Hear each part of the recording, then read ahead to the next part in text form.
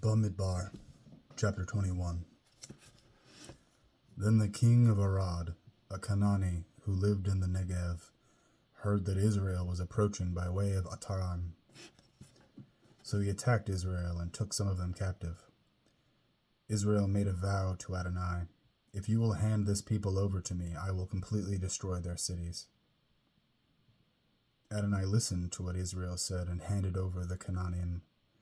So they completely destroyed them and their cities and named the place Hormah, which means complete destruction.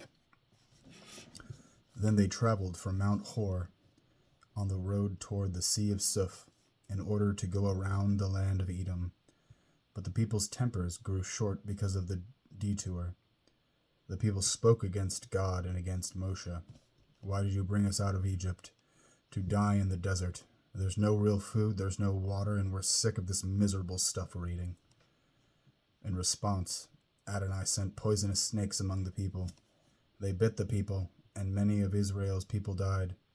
The people came to Moshe and said, "We sinned by speaking against Adonai and against you.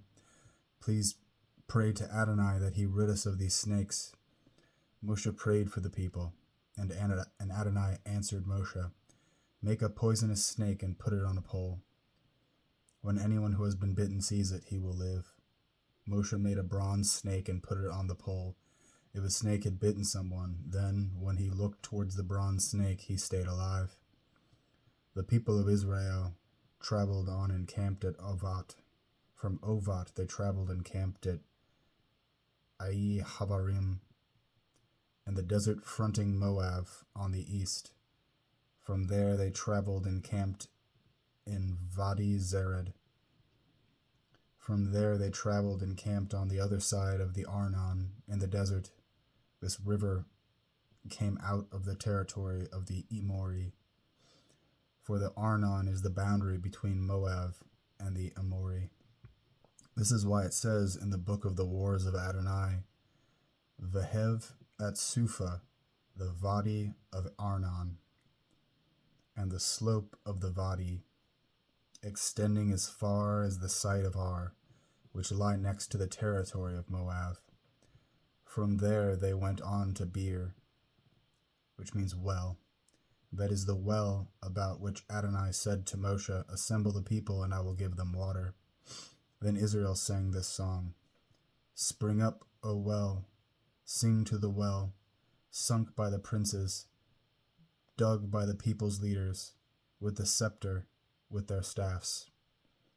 From the desert they went to Matana, from Matana to Nakaliel, from Nakaliel to Bamat, and from Bamat to the valley by the plain of Moab, at the start of the Pisgah range, where it overlooks the desert. Israel sent messengers to Sichon, king of the Emori, with this message: "Let me pass through your land. We won't turn aside into fields or vineyards, and we won't drink any water from the wells. We will go along the king's highway until we have left your territory." But Sichon would not allow Israel to pass through his territory. Instead, Sichon mustered all his people and went out into the desert to fight Israel.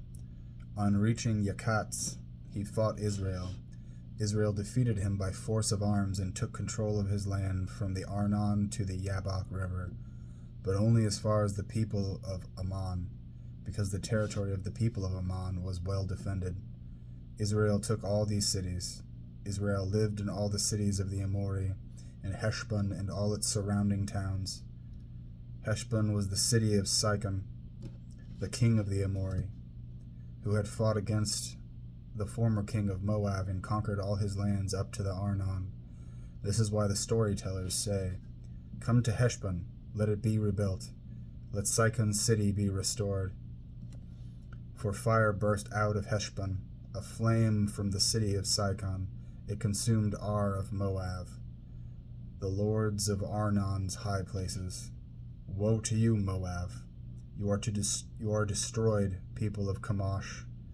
He let his sons be fugitive, and his daughters captives, of Sichon, king of the Emori. We shot them down. Heshbon is destroyed. all the way to Divan. We even laid waste of Nophak, which extends as far as Medva. Thus Israel lived in the land of the Emori. Moshe sent men to reconnoiter Yazer. They captured its towns and drove out the Emori who were there. Then they turned and went up along the road to Bashan, and Og, the king of Bashan, marched out against them, he with all his people, to fight at Edrei. Adonai said to Moshe, Don't be afraid of him, for I have handed him over to you with all his people and his land. You will treat him just as you did Sichon, king of the Emori, who lived at Heshbon. So they struck him down with his sons and all his people, until there was no one left alive, and then they took control of his land.